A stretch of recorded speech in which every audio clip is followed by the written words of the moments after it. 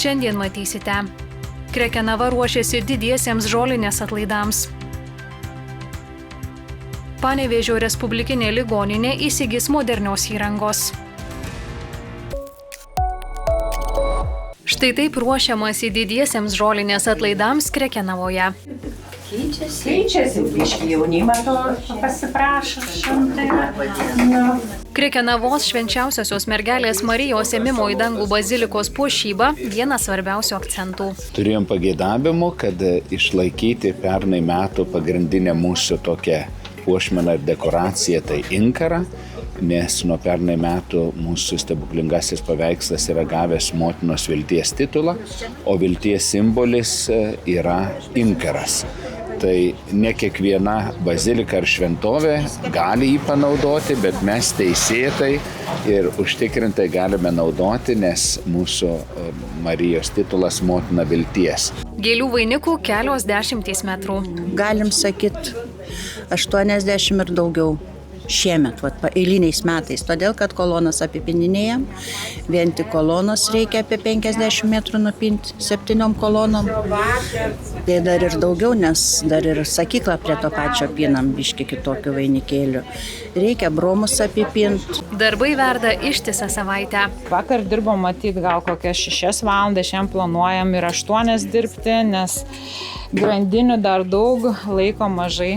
Krekenava šį laikotarpį gyvena pakiliomis nuotaikomis. Krekenaviškių čia gyvenančių yra tapatybės dalis, ne tik pati žolinė, todėl kad jį pas mus yra 8 dienas, tai neišvengiamai net į mūsų buitį, į kasdieną įšoka šitas šventimas ir jeigu krekenaviškiai ne kasdien ateina į 8 mišias, tai bent jau girdi varpus, mato atvykstančius piligrimus, žino, kad tai jų miestelyje, mūsų miestelyje yra toks sujudimas. Moterims pynimas malonus ir prasmingas laiko praleidimo būdas. Esu mokytoja, kuri šiuo metu atostogauja ir nusprendžiau dalį savo laiko skirti tokiam bendruomeniniam gyvenimui. Aš esu dalis bendruomenės ir kadangi jau buvo paskelbta, kad savanoriai reikalingi, taip išėjo, kad man yra atostogos. Tai aš galiu prisidėti puikiai. Daugiau nei 10 metį Krekenavos baziliką puošiančios moterys sako, patirtis duoda savo. Kiekvienais metais vis kažką kita, pačios pradėjom tobulėti, matyti, kokios žolės laikosi, kurios nesilaiko, kurias reikia palikti, nes jos pakabini praranda vaizdą. Tai ištobulėjom iki tokio, kad jau dabar nupinam prastovi ir mėnesį. Iš tiesų pasiruošimas atlaidams trunka visus metus. Indėlis, kuris tęsiasi ištisus metus, jūs jau žinote, kad jos ruošiasi, kad jos planuoja, kad jos sodina tam tikrus augalus, žino, kur kiti yra pasėti ar pasodinti. Tas ratas susijusiu su žolinė, su žolynais, su žolynų pinimu, jis didėja ir man labai gražu, kad čia atsiranda tarsi mini bendruomenė žolininkių, Krekenavos žolininkių, kurios ne tik tai, kad pina tuos vainikus, bet ir kalbasi ir dalinasi savo gyvenimo visokiausiom įžvalgom, mintimis ir taip auga bendruomeniškumas. Didieji žolinės atlaidai Krekenavoje vyks rugpjūčio 14-21 dienomis. Respublikinėje Panevėžio ligoninėje kruopštus pasiruošimas operacijai.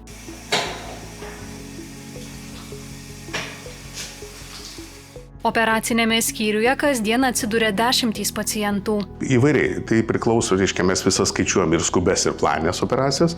Tai jeigu, sakykime, planinių tų operacijų būna, tarkim, kažkur tai 10, 20, kitą kartą ir per 20, pridėjus dar skubes, tai būna apie 30, kartais ir per 30 operacijų, bet tai sunku pasakyti, todėl kad tai priklauso ir nuo metų laiko. Didelė profesionalų komanda pasirengusi padėti visą parą. Darbuotojų pastoviai svyruoja maždaug apie 100, ne mažiau 100, niekada nebūna darbuotojų, dirba pas mus. Pas mus dirba, kaip ir daugelį padalinių, anestezijos slaugytojos, instrumentatorius dirba, valytojos ir pagalbiniai dar darbuotojai. Operacinėme skyriuje kariška disciplina, kiekvienas įrankis turi savo vietą. Čia yra spintose yra sudėta užkoduoti rinkiniai, kokie reikalingi šitoje operacinėje. Čia yra daugybė įvairovės siūlų, pirštinių, sterilių. Vienas didžiausių gydytojų prioritetų – nepriekaištinga švara ir sterilumas. Ligonis pakliūna pro šitas duris, išvažiuoja pro šitas. Ligonio atvežimas ir išvežimas nesikryžiuoja su kitais, kaip sako. Sterili aplinka užtikrina greitą ir sėkmingą gijimą. Sterilumas jisai yra būtinas ir negali kitaip būti. Skyriuje 17 modernių operacinių. Čia yra operacinis stalas, čia yra narkozės aparatas, čia yra anestezijos stalelis su visais medikamentais. Operacinės visos yra renovuotos, taip kad įrengtos yra šiuolaikiškai, o įranga esanti, kadangi dabar labai keičiasi ir operacijų technologijos, ir labai spartėja, yra įvedamos įvairios naujos technologijos ir jos pastoviai yra renovuojamos, pastoviai keičiamos. Paskutinis toks būtų įvykis, sakykime, kad mes dabar ruošiamės įsigyti robotinę sistemą, kuri dabar pasaulyje jau nėra naujiena, taip pat ir Lietuvoje yra daug robotinių sistemų.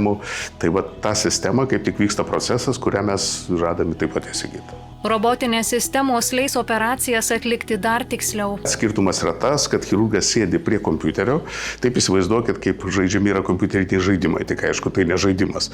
Ir su tam tikrais manipuliatoriais jis atlieka operaciją, kur yra ligoniai suvesti, yra manipuliatoriai tam tikrai pilvai ir tokiu būdu. Kokie privalumai yra? Yra labai gera raiška operacijos metu, labai gerai skiriamos struktūros, visi instrumentai yra artikuliuoti, ta prasme, kad jie gali sukinėtis įvairiom kryptim.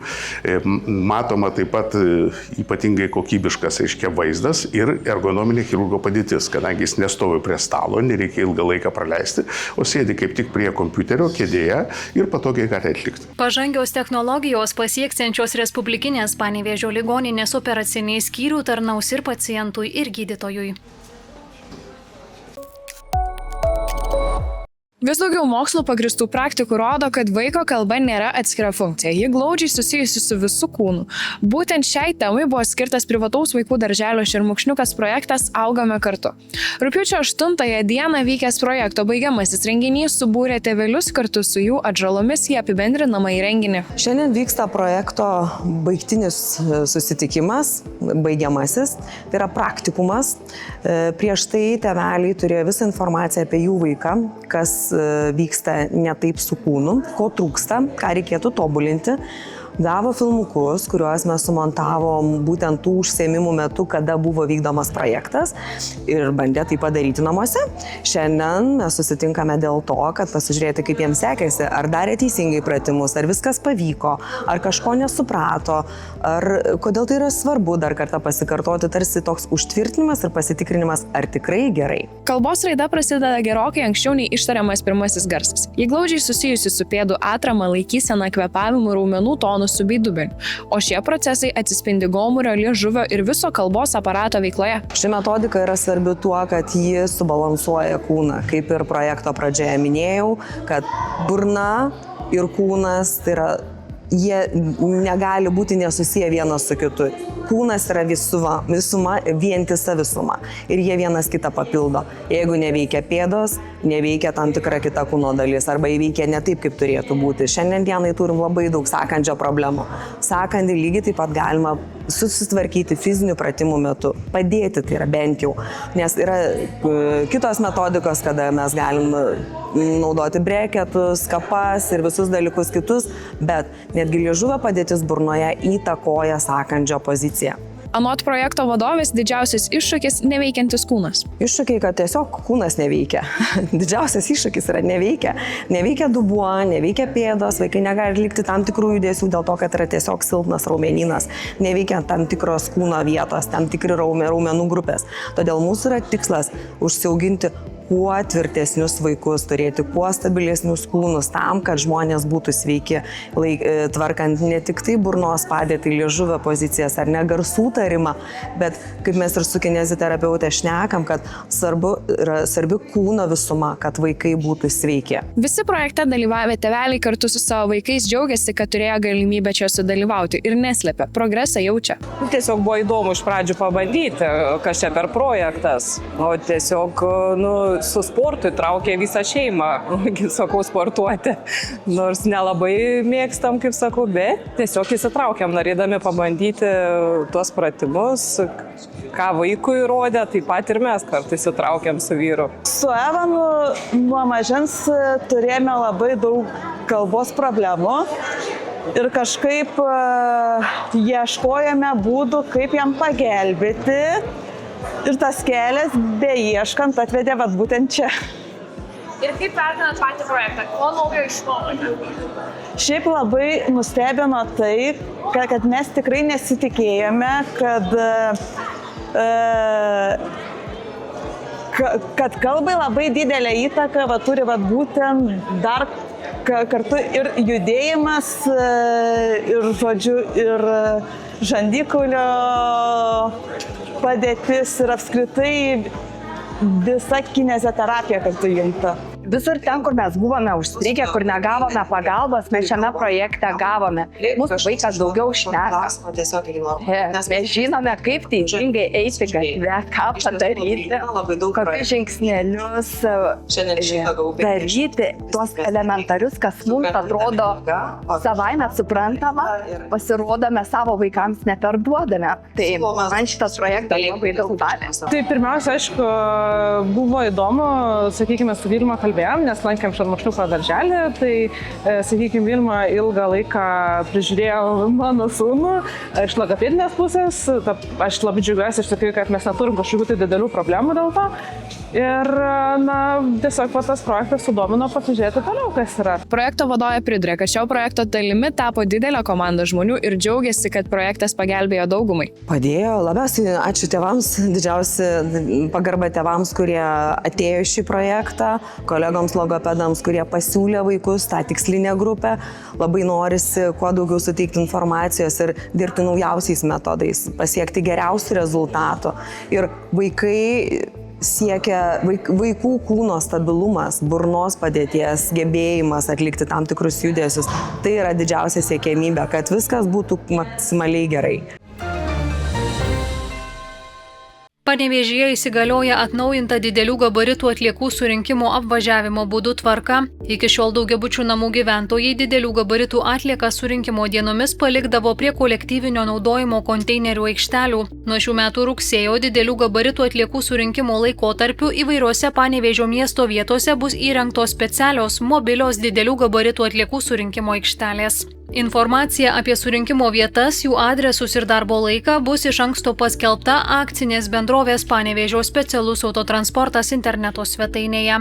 Artimiausių laikų nemokamas didelių gabaritų atliekų surinkimas Panevėžyje organizuojamas šių metų rugsėjo 14, 18 ir 21-24 dienomis. Panevėžio miesto savivaldybei pasirašius buvusios autobusų stoties Savanorių aikštėje 5 pastato ir infrastruktūros pertvarkymo bei pritaikymo viešosioms paslaugoms rangos sutartį, šio pastato teritorijoje prasidėjo statybos darbai.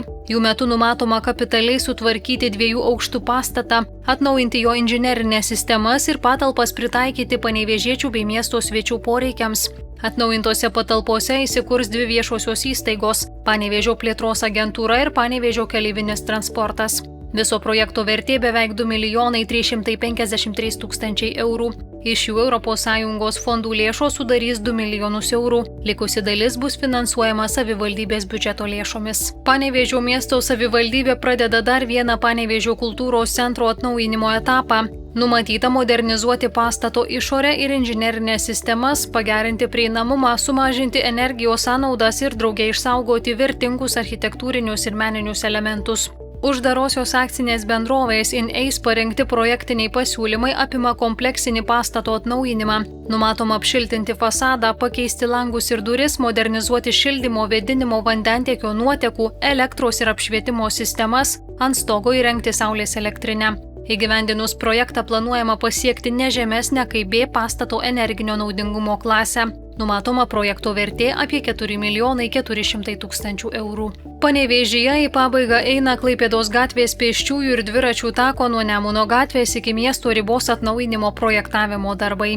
Šiuo metu vyksta parengtų projektinių pasiūlymų viešinimas, planuojamas jų svarstymas, o darbus tikimasi užbaigti šiais metais. Įgyvendinus projektą bus kapitališkai sutvarkyti beveik 3 km dviračių infrastruktūros ir pagerintos sąlygos pėstiesiems bei dviratininkams. Panevėžyje rekonstruojant Basanavičiaus ir Beržų gatvių sankryžą gyventojams kilo klausimų, kodėl vykdant darbus šalinami brandūs medžiai. Panevėžio miesto savivaldybės administracijos statybos skyriaus vedėjas Darius Linkonas ramina panevėžiečius, iki šiol buvo pašalinti 2 medžiai. Pagal projektą iš pradžių buvo numatyta jų pašalinti ir daugiau, tačiau dar kartą apžiūrėjus teritoriją nuspręsta planus koreguoti. Sveiki medžiai augantys šalia daugiabučio namo šalinami nebus. Panevėžio miesto savivaldybės visuomenės sveikatos biuras informuoja, kad maudytis šiuo metu saugu visose miesto paplūdimiuose, išskyrus kultūros ir poilsio parko Braidyklą, kurioje, kaip rodo naujausi tyrimai, vandens kokybė netitinka higienos normos reikalavimų. Gyventojams kol kas nerekomenduojama maudytis šioje braidykloje. Tyrimai parodė, kad joje viršyta žarninių lazdelių norma. Braidykloje artimiausių metų bus atlikti pakartotiniai vandens kokybės tyrimai. Apie jų rezultatus Panevėžio miesto savivaldybė gyventojus informuos papildomai. Panevėžio miesto savivaldybė primena, kad šeimos jau gali kreiptis dėl socialinės paramos mokiniams 2026-2027 mokslo metams. Norint, kad nemokamas maitinimas būtų skirtas nuo pirmųjų mokslo metų dienų, o 148 € parama mokinio reikmenims įsigyti kuo anksčiau, prašymų rekomenduojama neatidėti iki paskutinių rugpjūčio dienų. Priešmokyklinukams, pirmokams ir antrokams nemokami pietūs skiriami nevertinant šeimos pajamų ir be atskiro prašymo, tačiau norint gauti 148 € paramą mokinio reikmenims įsigyti, būtina pateikti prašymą ir reikalingus dokumentus. Teisė į šią paramą priklauso nuo šeimos pajamų.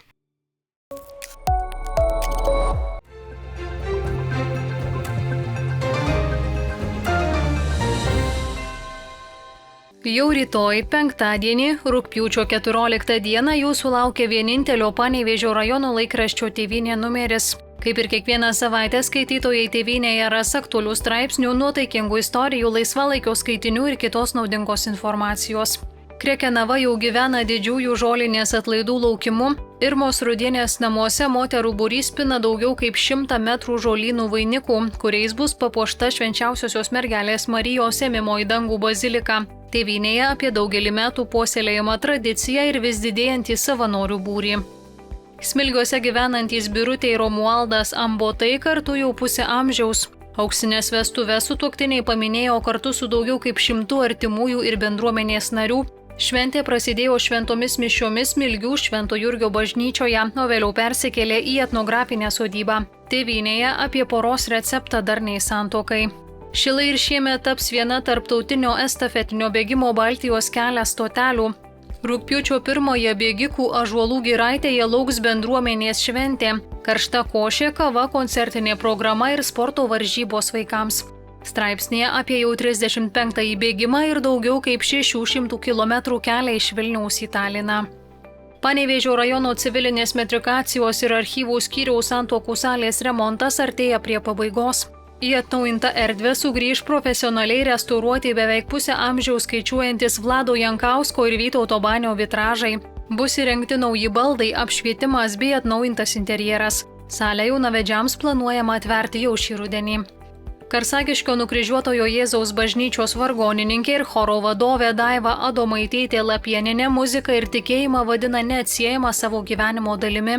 Pokalbyje ji pasakoja apie tarnystę ir tai, kodėl didžiausia dovana savo muziką prisidėti prie kitų ramybės ir džiaugsmo. Respublikinėje Panevėžio ligoninėje pagerbtos 2 ilgametės darbuotojos Irena Vasiliauskienė ir Gražina Rudienė, šioje gydymo įstaigoje dirbančios 50 metų. Tėvynėje apie jų profesinį kelią per 50 mečius pasikeitusią ligoninę ir sukauptą patirtį. Kaip ir įprasta Tėvynėje įvairūs patarimai, TV programa visai savaitei, kryžiažodis ir dar daugiau aktualijų, straipsnių bei naujienų iš Panevėžio rajono.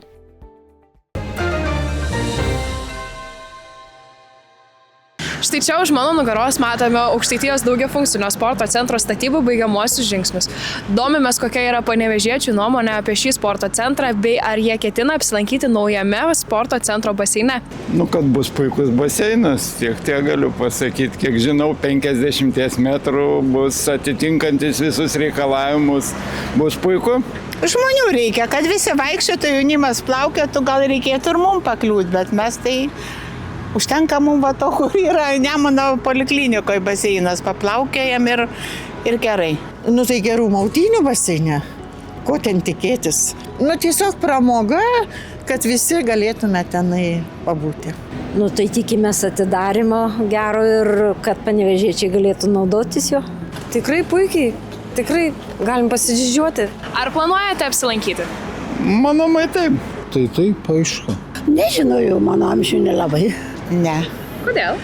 O užtenka va čia va, kur nueinam. Taip, ketiname atvažiuosim. Būtinai. Ir pakviesim savo anūkus. Tikrai ne. Tikrai ne.